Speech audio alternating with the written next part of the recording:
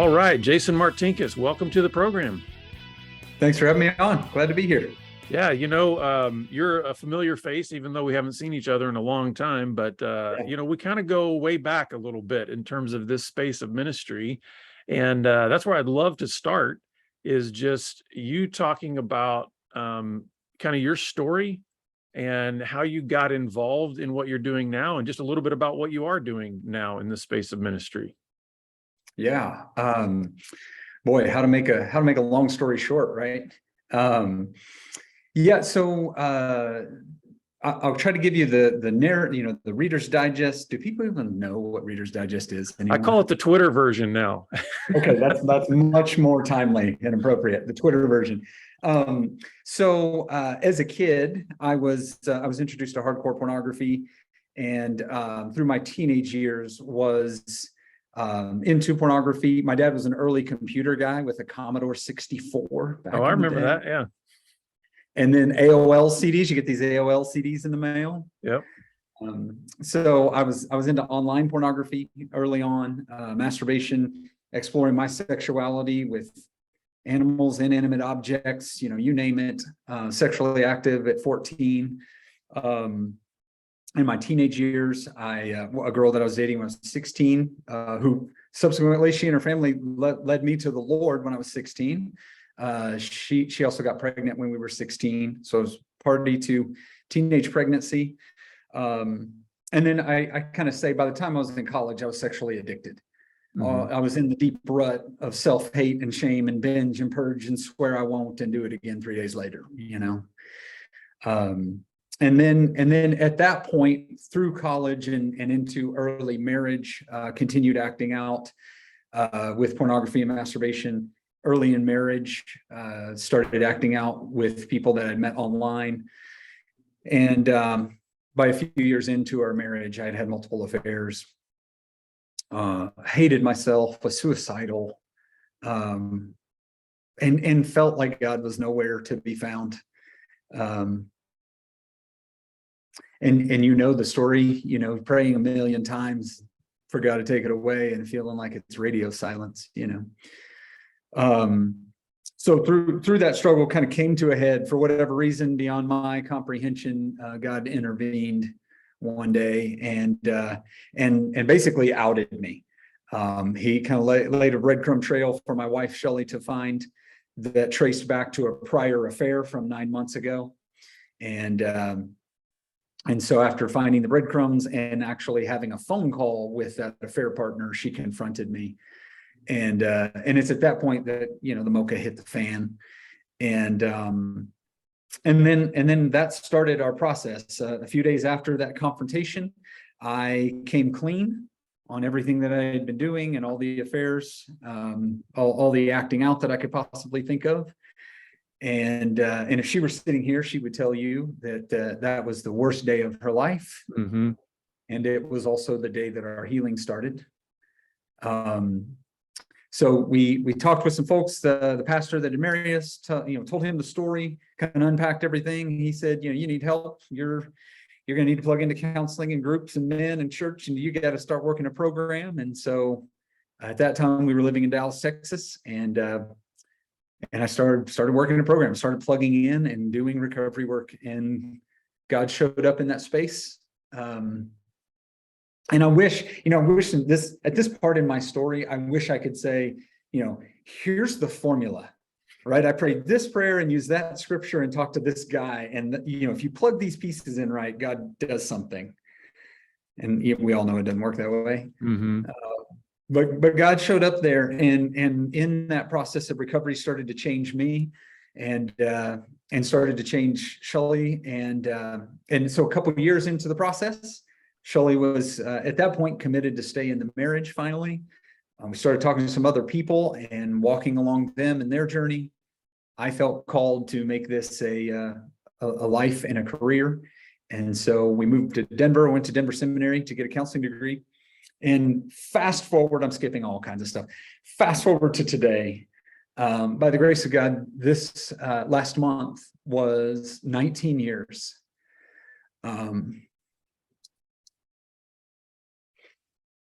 19 years of freedom and no porn, no masturbation, no physical, emotional affairs. Thank the Lord. Mm-hmm.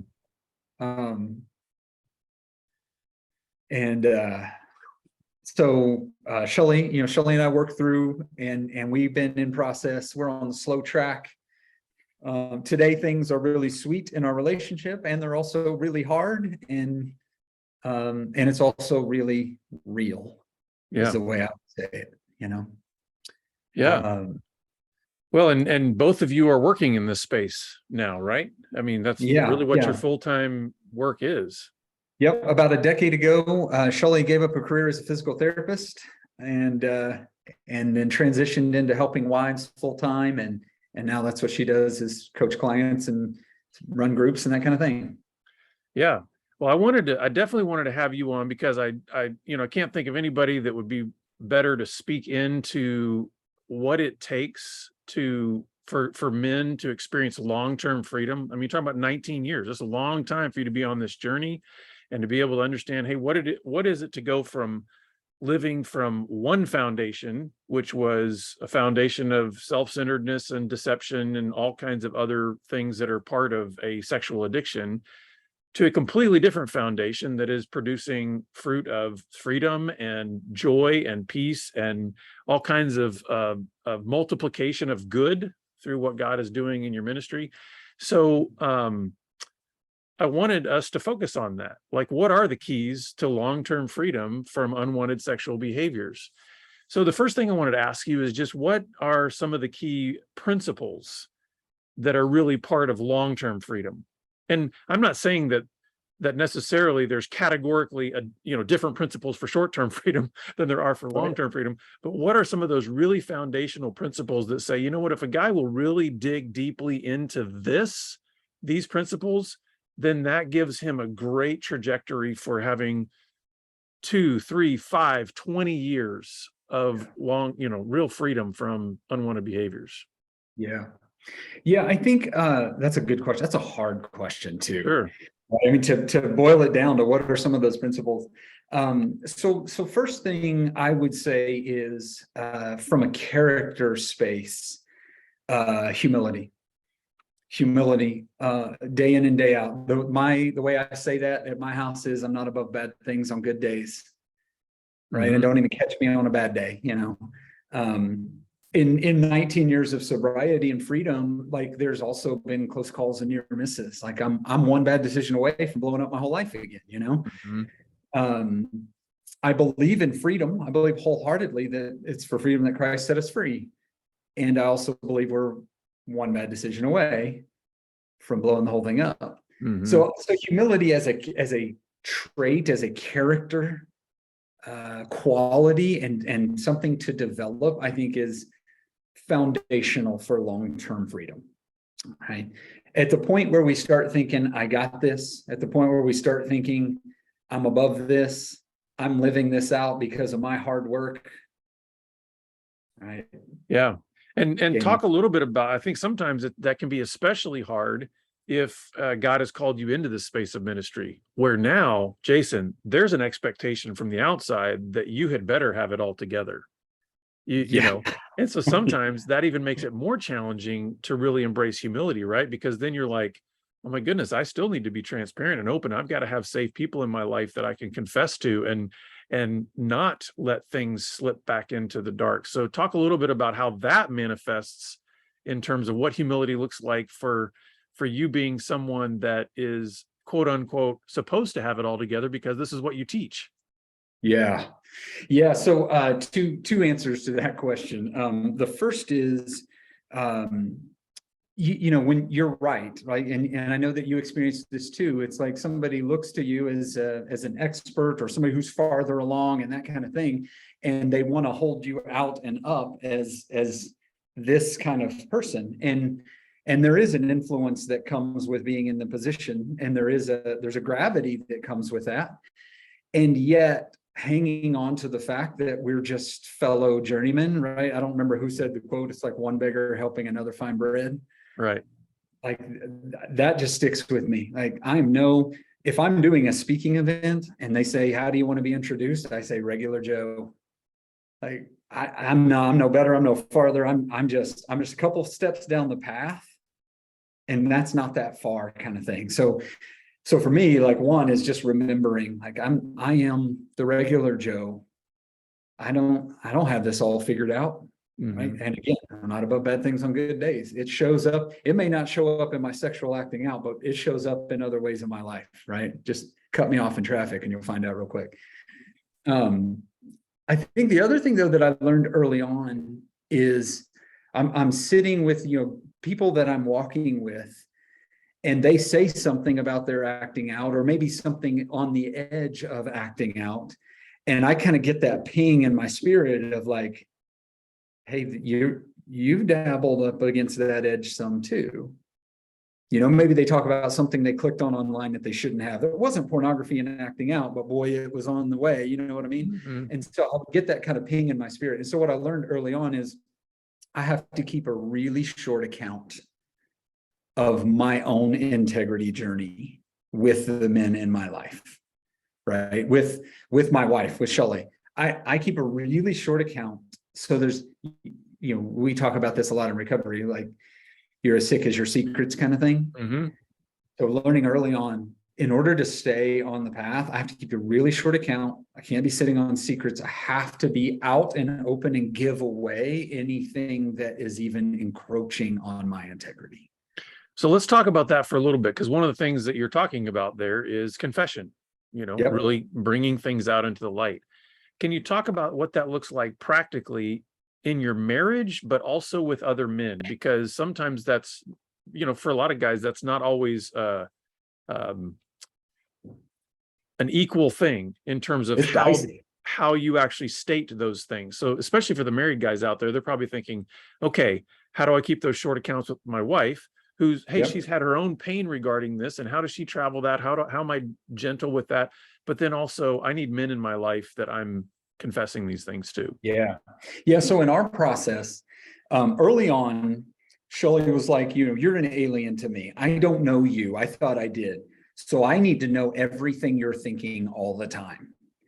And so that's what she asked for. That's what I gave her. And pretty soon she was like, you're a sick person. Like, I can't believe that's going on in your head. Don't tell me anything. I don't want to know anything. Right. And then our counselor helped us get to a place where what he said was, if it's in your mind and you're not acting on it, that goes to accountability, guys. If it's something that you're acting on, that goes to your accountability guys and your wife. And that's something that we really embraced, and that she has really embraced and appreciated. And so today, not that long ago, I mean, within the last couple of months, there's been a moment where she said, hey, I just want to make sure again that anything that's going on in your head, you're talking to your guys about. Yes, I am. Okay, good. You're not acting on anything. No, I'm not. Okay, good. And that's where that line gets drawn. Yeah. Right? If it's in my head, it goes to the guys. Yeah. So, so we're talking about here long-term freedom from unwanted sexual behaviors. One of the key characteristics is really developing an attitude of humility, recognizing that, listen, we're not better than anybody else, and we're always that, one catastrophic mistake away from really kind of ruining things. The second thing is just a need for staying in the open, the idea of confession. What are some other things that you can think of that are really key for long-term freedom from unwanted behaviors? Yeah. Well, so we're talking about the short account and the confession and accountability, that idea, confession and repentance together, really with guys. Right. And I know you stand on the soapbox with a megaphone on this. We got to have men in our life. We got to have men in our life who know us inside and out, through and through, that will walk with us and love us, that will admonish us, that will encourage us, that at the end of the day, we know we can count on. Right. And I'll say for me that the framework that I use is that we'll never fully accept acceptance until we're fully known. Right? We'll never fully accept someone's acceptance until we're fully known. Because if somebody doesn't fully know you and they accept you, you still wonder in the back of your head, like, if you really knew, would you still love me? Would you still care for me? Would you still accept me? Right? So having a handful of guys And it's changed, right? In 19 years, there have been seasons of different men along the way. A couple are the whole way through, right? But it ebbs and flows. But having those guys where, you can call and say, hey, something popped in my head from 15 years ago, and I didn't entertain it, but I'm giving it away that was there. And them go, thanks, let's not entertain that. And thanks for giving it away, and love you in that space, account for you in that space. And then for me, one of the prerequisites with the guys along the way has also been that they'll hold Shelley in high regard, right? That they wouldn't sit on a secret for me. They would out me because they loved me. That they would hold her in high regard and not shift things onto her as we work through our process over a couple decades. Yeah. That's one of the things that my wife and we early on, especially, I gave free access to my wife, to everybody in my life. So if I was, and the guys that I was connecting with and holding, they knew, hey, listen, whatever I tell you, you are free to tell her, and that's just a thing that we did. I'm not saying that's the rule for everybody, but for me, I was like, listen, I know exactly, well, I shouldn't even say that. I was pretty well aware of how deceptive I could be. I don't even want to say that I'm fully aware of how deceptive I can be, because I know my heart is deceitful. I can be self-deceptive or self-deceived. But for me, it was like open book. I even actually, with my counselor, I signed a document that essentially said, if my wife is calling and she's triggered, you are free to share things. And I was amazed that my counselor would do that. But I was like, thank you for letting me have that kind of freedom. Talk a little bit about what even these, because sometimes, one of the terms that I think is connected to what you're talking about here with having men around us is accountability. Can you talk about what healthy accountability looks like and what unhealthy accountability can look like? Yeah, unhealthy accountability, in my opinion, and I have a lot of them when it comes to this. Unhealthy accountability is the bad cops in your life, the guys who are supposed to ask you the hard questions, the guys who are supposed to hold you accountable.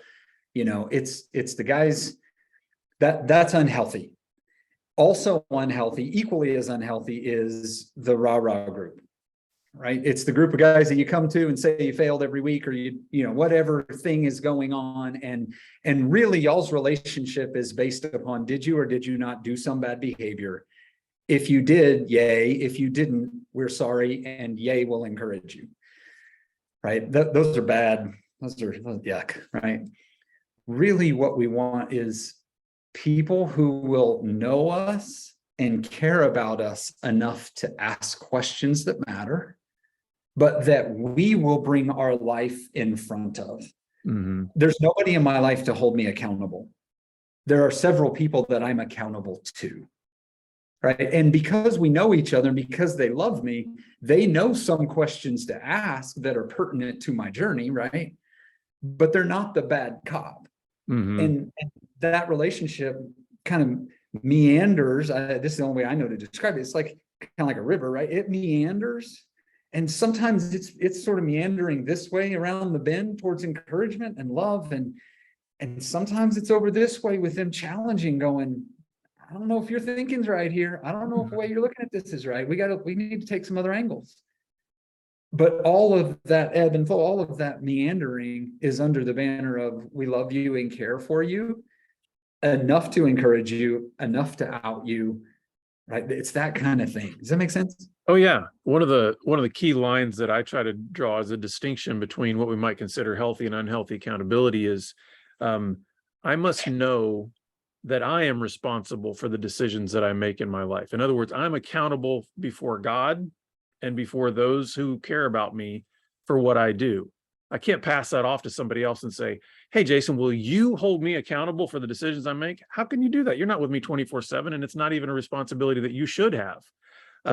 However, when Christ and the New Testament calls us to all of this one anothering, that I think is what healthy accountability is, in the sense of like, we're to love one another, we're to care for one another, we're to bear one another's burdens, we're to pray for each other, we're to confess our sins to each other. All of that one anothering is not taking away the personal responsibility that I have before God in terms of what I'm doing. But you know what, man, what an enrichment it is to our lives mutually, because then it's like I can actually have friends in my life that were like, I love the way you kind of gave it kind of a river uh, analogy of like, hey, you're kind of bending this way. And oh, great, let's keep encouraging that. You're bending that way. Well, let's kind of come back this other way. And so there's a flow to it that I think is really good. So humility, we need to have confession. We've got to have accountability. There's many more things that we could talk about. And I think these are so vital to long-term freedom, but I also want to talk about the obstacles. What are some things that you've seen maybe in your own journey, but also as you've worked with other men who they struggle to get into that kind of the long-term freedom? What are some of the obstacles that prevent guys from really experiencing lifelong freedom from their unwanted behaviors? I mean, the easy one, right? The layup is secrets in any area of your life, right? So we talk with a lot of guys who they're clean, they're out around their sexual integrity issues, but they're still lying about what they're doing with money, right? They're still stealing from the government in the way that they put personal expenses under their business. They're still lying about the fish story. Yeah, I don't know, I'm making that up, right? But this idea of radical honesty across the entire spectrum of our lives, that's like a huge obstacle. You can't have integrity in one area and lack it in another, and that house of cards stand for very long, right? Yeah. The other thing that I see though is if we think about recovery, especially somebody who leans in on recovery in the beginning, what happens is I kind of think of it like a staircase. It's like you go a little bit and then you hit a wall and you have to work through stuff and learn stuff. Maybe it's about the way you look at the world. Maybe it's about your theology, it's your faith, it's your childhood, you hit a wall and then you kind of climb that step and then you go a little bit and wham, you hit a wall and you learn and you grow. And in the beginning of recovery, it's like, wham up, wham up, wham up, wham up. And then as recovery goes, the spaces start growing. You hit a plateau and you go a while with the cement drying on your recovery, and then you hit a new challenge and wall and you learn and grow and you go up. And what happens, I think, for a lot of guys is they get in the middle of one of those long stretches where it's a plateau. It's a new place of cement drying on recovery, and they become disillusioned or misinformed with the idea that they've arrived there. That is the end of the journey. And the transition point that I see so often is at some point recovery comes about what we're running to, not what we're running from. And that plateau place where I see people hit, people listening, you can't see me using my hands drawing the little stair analogy, but you hit that place where you're out of the weeds, you're out of the crisis, the temptation isn't overwhelming, you've got sobriety, the dust is settled on the marital stuff. If you're married, you're really like, you feel good. You can see yourself in the mirror and see a good man, and it's a good place. But the challenge, like the risk, the danger there is going, okay, now I've gotten here. I'm no longer running from anything. But if you don't shift, and let's just say if you and your spirit and the Holy Spirit don't interact to figure out what you're running to, that's like the X factor I see on guys relapsing. Let's say after a year of sobriety, whether you're a year or 10 years, when I see somebody relapse, consistently the missing element is they either lost or never found what they're running to. Does that make sense? Absolutely. Yeah. One of the ways we like to frame it around here is we say you've got to go on a growth mission. And that growth mission, I actually even believe that growth mission is never finished, even when we're in heaven. If God is who he says he is, which is this infinite being, meaning he's infinitely creative, do I even think in heaven that I'm done with my growth mission? It's like there's going to be constant learning and growing. So I think the more we can become practiced in that now, of like, and I love the way you use the stair analogy, because sometimes those steps, they do get really long on the horizontal sections. And Yes. in one way, we should say, praise God for the long horizontal sections where there's Yes. no crisis, there's no acting out, there's nothing like that. But if we get stuck on that, like you said, well, then the continued journey of stepping and growing and improving comes to a halt. And Yes. we know that no human being is static, right? So we're going to either be moving forward or backward. And so can you talk about that? You mentioned it a little bit about relapse, but how does a guy, how can a guy respond in a healthy way when he finds himself either stuck on one of those horizontal stretches, or he's actually found himself veering off into an old behavior, and he actually does relapse and realizes, oh my goodness, it's been a year since I've acted out, and how did this happen? So walk us through how a guy can, recover from a relapse, even if it's been a long time of sobriety. Yeah. It's so disheartening. I mean, it's heartbreaking, it's so hard to see and to experience with someone.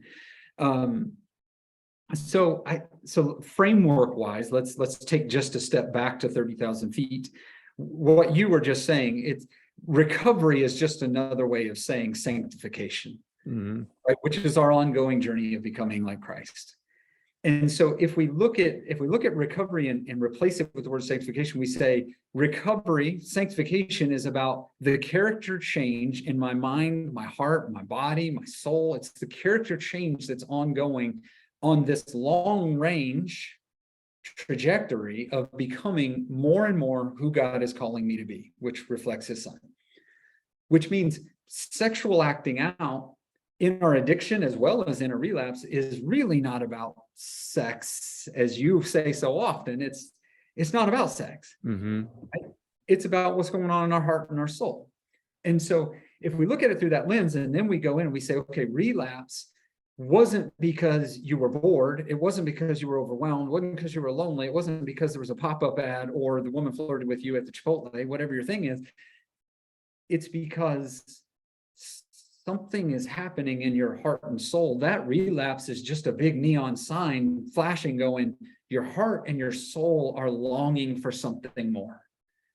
They're longing for something more. And God is calling you towards something more.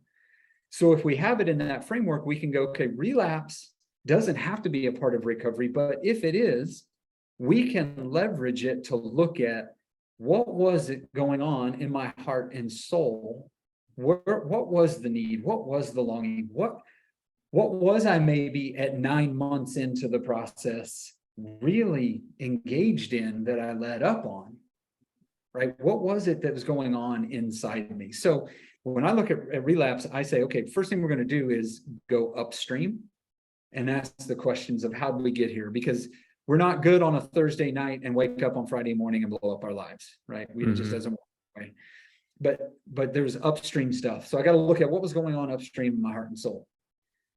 Then I want to look at what were the character traits that God was trying to grow in me that I was either A, not present to, B, ignoring, straight up denying, resisting, right? I want to look at what is at work. If we think about it conceptually, like I kind of think of it like this, God is always doing something in us, through us, and around us. So what was God up to in the days leading up to my slip?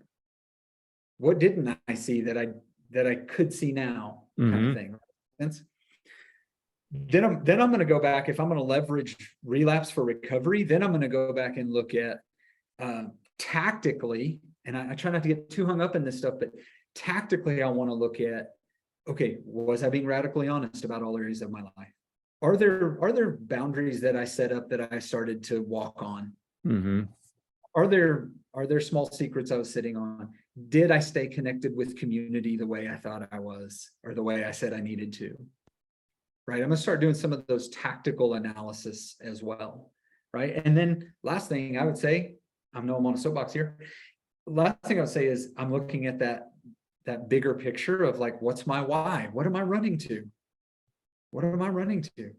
Because if I'm keeping my eyes set on what I'm running to, if I'm keeping my eyes set on my why, not my why not, that's going to inform the way that I approach my recovery, and that's going to inform the way I approach a relapse. Yeah. So let's, as we have a few minutes left, I'd like for you to be able to share, 19 years you've been on this journey. What has this looked like for you in terms of engaging these practices? How would you even break that down, maybe into seasons? Because I mean, I know for my own story, it's been 23 years for me. And so a lot of times that breaks down into various seasons of growth and seasons of freedom. I want you to share that because I want guys to hear from someone who, hey, has been on this journey for a long time. That's enough. That's certainly long enough to have seen seasons. It's long enough to have some scars. What has that looked like, and why would you say to a man out there it's worth it to go on this journey of pursuing long-term freedom? So I'm gonna work backwards. So there was a season in my story and my addiction where I would dodge reflective windows and mirrors, right? Because I didn't want to see the guy that was looking back at me. So if I were walking down the street and there was literally a big plate glass window, I would avoid it because I hated who I saw. And when I saw myself, I saw a monster, I saw a pervert, right? I saw somebody who doesn't deserve love, somebody who's worthless, and I saw somebody who was a perpetual failure to God, right? That just summarized the guy looking back at me. It's a good feeling, man. Mm-hmm. It's a good feeling to look in the mirror and go, I like who I see. There's a good man looking back at me. I'm not perfect, but I stand before God going, I'm with you and I'm trying. And to feel that sense that God looks back and goes, I know, and I got you. I'm proud of you. Mm-hmm. Proud of you. To have that sense of, you know what, I've done bad things, but I'm not a monster. I'm not a monster. I'm not a pervert. Right? Like to know I'm dearly loved and infinitely valuable, and no amount of bad behavior can change that. There's something about recovery. And again, I put that in the framework of sanctification, that the farther you go on that journey and the more you lean in on that, the more you get to see the fruit of that, the more you get to experience that kind of like in your soul. Y'all are listening. You can't see me pointing at like my heart and my gut, right? It's like, you get to experience that in a deep way. Mm-hmm. Right. So that's the biggest, for me, that's the biggest why. It's just like, there's such a sweet thing there. Mm-hmm. And I'm not a works-based theology person. So I don't believe in like, you got to work hard and please God. But I do believe that God will say, hey, what'd you do with the redemption I offered you? Mm-hmm. Which is what motivated me partly to be in this line of work, right? I want to stand before God one day and he goes, what did you do with that redemption I offered you? I want to say, I tried to make good on it with everything I had and every fiber of my being, right? Yeah. And then God high-fived that, right? Oh, yeah. I would say one of the ways that I picture it is that there's absolutely nothing that we can do to earn God's favor. So it's all by grace. And I actually believe that once we understand that in the core of our being, there's nobody that will work harder at living a holy life than those who understand that. Yeah. Not because we are thinking we're earning anything before God, but because we realize all that we've been given by God. And therefore, that's why I think it's worth it for men to say, I want to be free. I want to be free from all these things that are distracting me from the purpose and the meaning that God has given me in my life. And I want to be able to see clearly the grace that he's given to me, clearly the identity that he's given me in his son, Jesus. And so, I think you and I both have a similar mission and desire for men. We're not as concerned about having a neat little experience on even a weekend. We want to say, you know what? We want to see your life transformed 5, 10, 20, 30 years from now, that maybe this was a point in time that changed the trajectory for the rest of your life. But it's not always about just the moment. So as we wrap up here, Yeah, as we wrap up here, just what word of encouragement would you give to the guys out there that are maybe wherever they are on the journey, but maybe they're feeling like they're struggling to catch the long-term vision? What hope and encouragement would you give to them? And then also, where can guys learn more about what you guys are doing and your resources? Yeah. Yeah. I mean, first I would say you can do it. Like, God is still in the business of redemption. God is still in the business of redemption. And God's rate of redemption is faster than your rate of destruction. What took you 25 years to get into will not take you 25 years to get out of, right? God wants to accelerate redemption. I wholeheartedly believe that. And there's a sense sometimes when you're in it that it'll work for other people, but it won't work for you, right? Like God will show up for other people, but God won't show up for you. He will. Mm-hmm. It might look different than it looks in other people's life, but he will, right? And you can do it. It is so possible. It is so possible. And these principles we talked about today, and you can list 106 more, like these principles, it's not rocket science. It's hard, right? Mm-hmm. It's hard. It's not rocket science. These principles are doable. They're attainable. Like they are. So that's the first thing. The second thing, though, I would say is when you're in it, if you're having trouble catching that long-term vision, if you're maybe you got a few months of sobriety, you're in that kind of space, you'll catch a vision for the future. You'll start to flesh out more of the why and what you're running to in the context of community. Mm-hmm. Not just the old boys club. That's not what I'm talking about, right? In the community of men that will love you, know you fully, that whole thing we talked about a minute ago, it's in that context that you'll start to discover more of that why and that what's out there.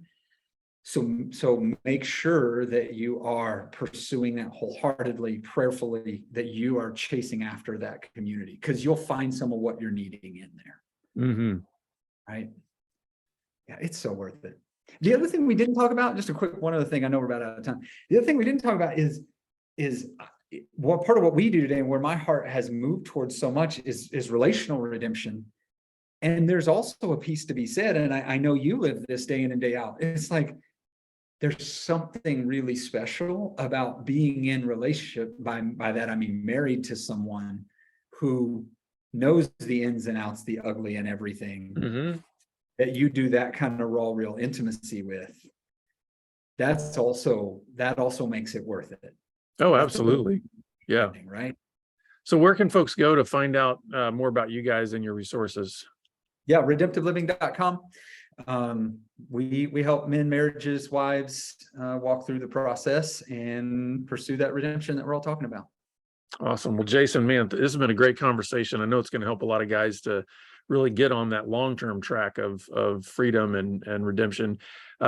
Thank you for being with us and for continuing to do the work. And congratulations on 19 years of living in this freedom. Thank you. Thanks for having me. Yeah. Well, listeners, we're going to put all that information in the show notes. And if you want some help with just next steps, that's what we're about. We want to help you take your next best step, no matter where that's going to take you in terms of resources or who you need to be connected with. We don't care. We just want to help you take your next best step.